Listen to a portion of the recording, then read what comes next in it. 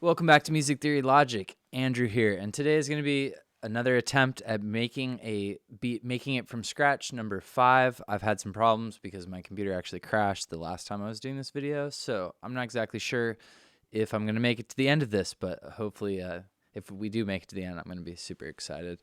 It's always super big bummer when you use your computer to do anything that you do for a living and it breaks or doesn't do work the way you expect it to. I find it exceptionally frustrating because I've worked really hard to try to understand my machine, and it bothers me more when I don't know why it happened. So I don't know exactly if I heated the computer up too much, maybe I was running too many programs. Anyway, hopefully it's not the just recording videos because I want to keep doing this for you guys. So I'm going to write a beat from scratch. My headspace is a little messed up just because of the crash of the computer. So I'm going to be in the key of D minor. I'm going to write something. I don't know. I'm just going to see what I want to come up with.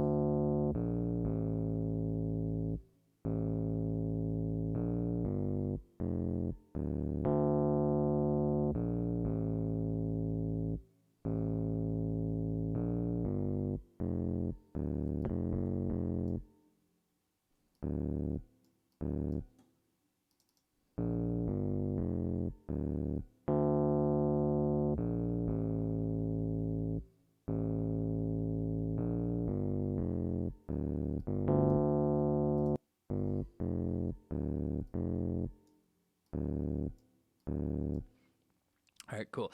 So I like writing notes in before I go to try to pick an instrument. Not all the notes, but just enough so that I have something to audition the sound with. A lot of these VSTs come with like an automatic play mode, so the developer will have music that they've written to let you hear what the sound has, but I've found that like sometimes those songs get into your ear and then you're kind of thinking about that instrument through that lens. So try this if you don't do this. It's kind of cool regardless of how you work on music or anything creative to just change it sometimes. I like to do the same thing. So sometimes I will work with the sound first, but I'm going to write some chords here.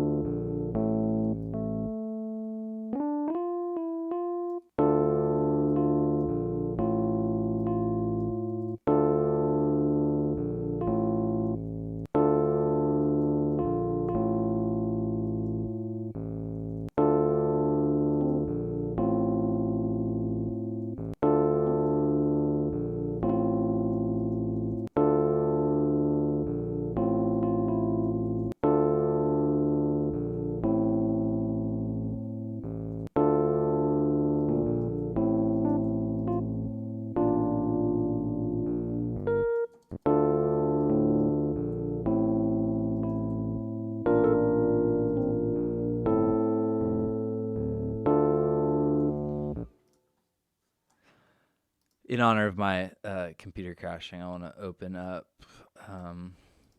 my CPU temp app just to make sure computer's not heating up for some random reason. All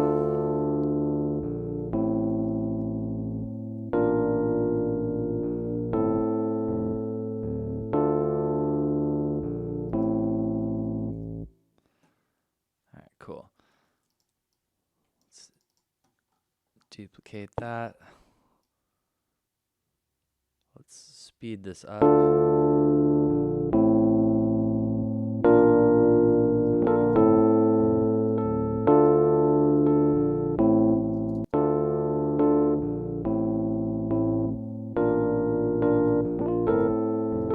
This will be a different sound eventually, and then let's make an arpeggio. So this is super simple. Once you have a chord progression, or let's say you downloaded like a MIDI chord pack, you could just make the notes shorter, do them one after another. It doesn't have to be from high to low. You can do it randomly. Something like this, using one of these 3 notes, this is at the end going to be an arpeggio as long as we are using only those notes. A lot of my students find that super cool. It's almost like magic, a lot of this music stuff. We don't have to write music, just like jumping ahead, but I try to keep these videos pretty short, and we're gonna come across a lot of things that hopefully you think like, hey, yeah, I wanted to learn how to sound like that.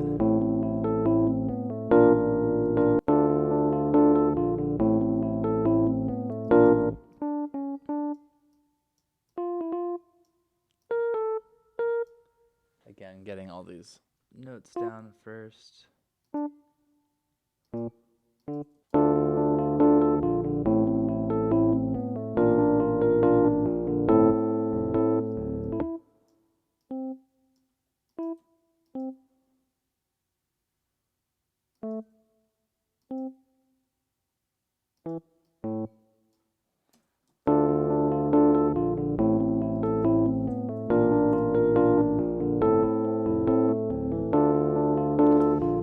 All right, let's start bringing in the VSTs. We still have not crashed the system so far. Again, I feel like I'm walking through like a landmine field. I don't know what I did to cause an explosion last time. So let's if it can't do everything I want it to do, I want it to just crash. So screw it. Let's bring in some intense VSTs.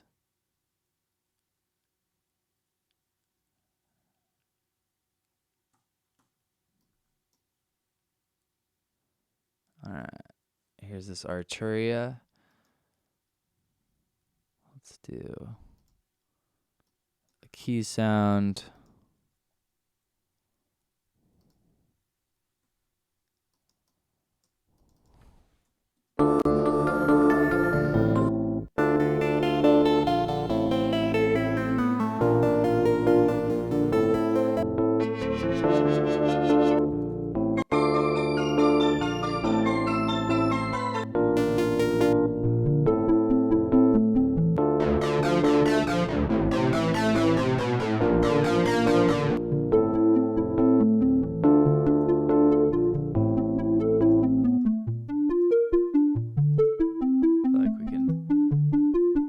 Stuff with this sound and delay. So let's filter it.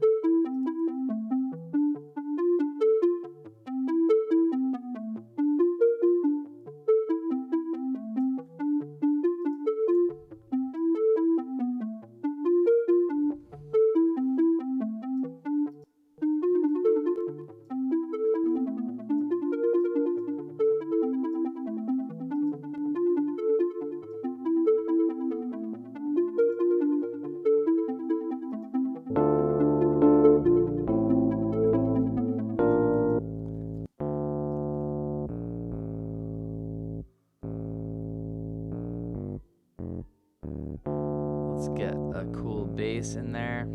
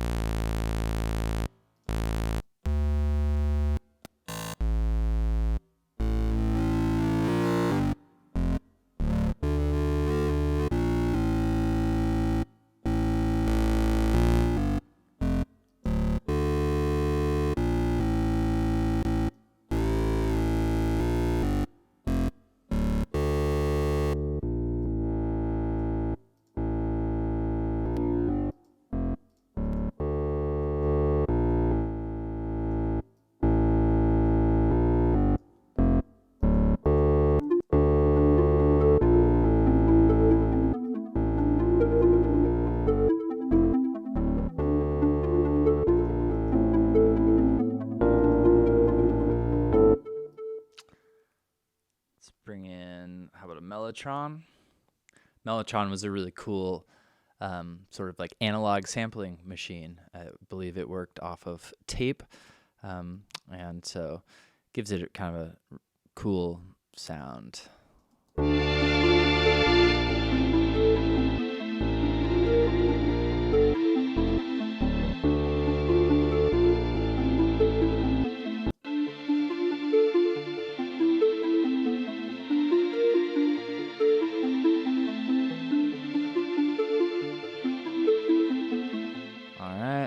This is going to be, let's do another Mellotron instance.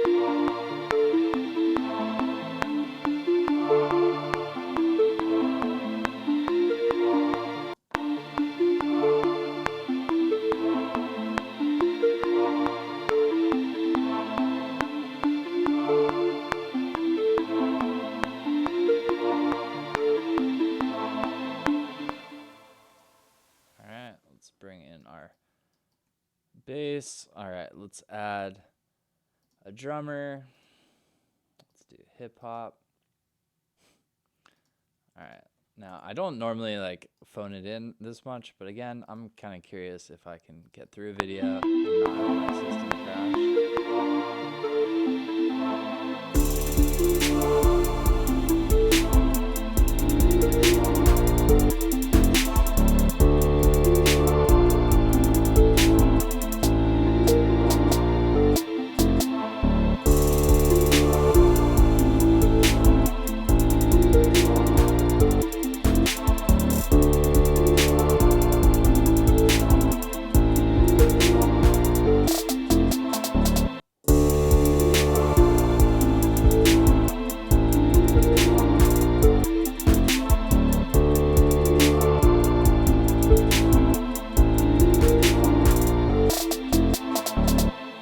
Cool. So drummers are really crazy. It's a cool thing about Logic. Every time I have a computer problem, I think about switching out of Logic, and it is a really, really cool DAW. So you can convert it to MIDI. You could then change it till your heart's content. You can add sounds, get rid of sounds, whatever you want.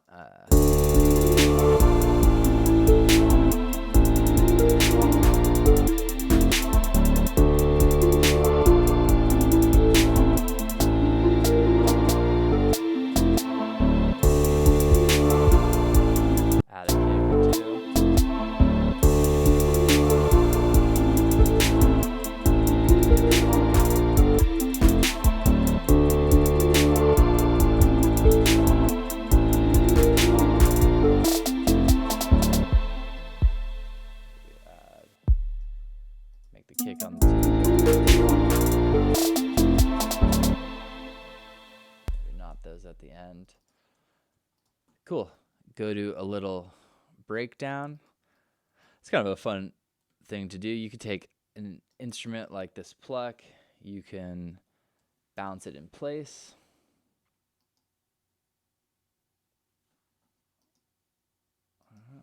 still 71 is hotter than ideal, but like not bad. Shouldn't have a problem from that.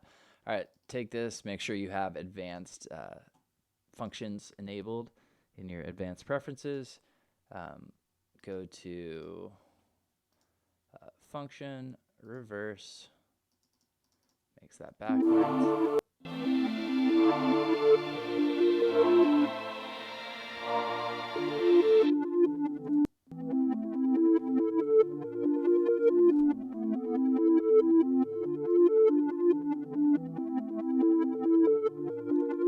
That third tremolo.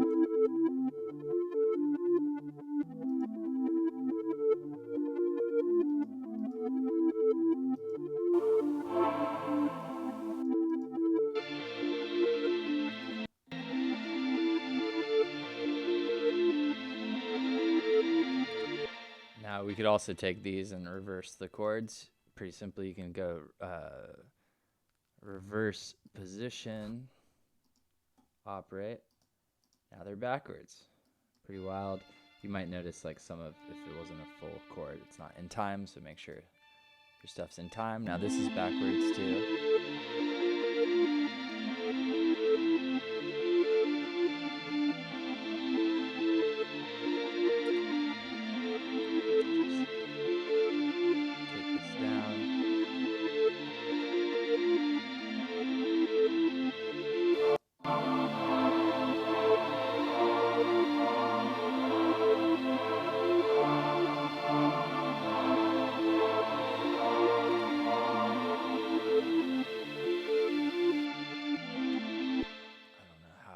I like that. All right, let's just hear it from that section back in.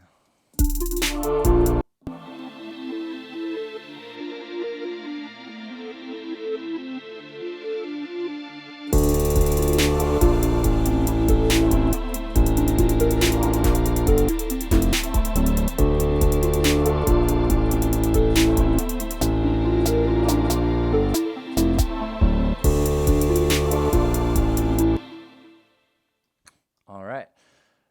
So we made it. It's not the most crazy beat in the world, but we talked about writing an arpeggio. You saw me write in D minor, wrote a bass line. I'm not a huge fan of the sound. I would probably replace this. I would probably add a lot of little subtle variation in here. I would also probably beefing up just like the low end. I'd probably add perhaps a secondary instrument, maybe doing the same thing or something with a little bit more punch, and then something with more mid bass. But anyway, here it is from the beginning. Thank you for checking it out.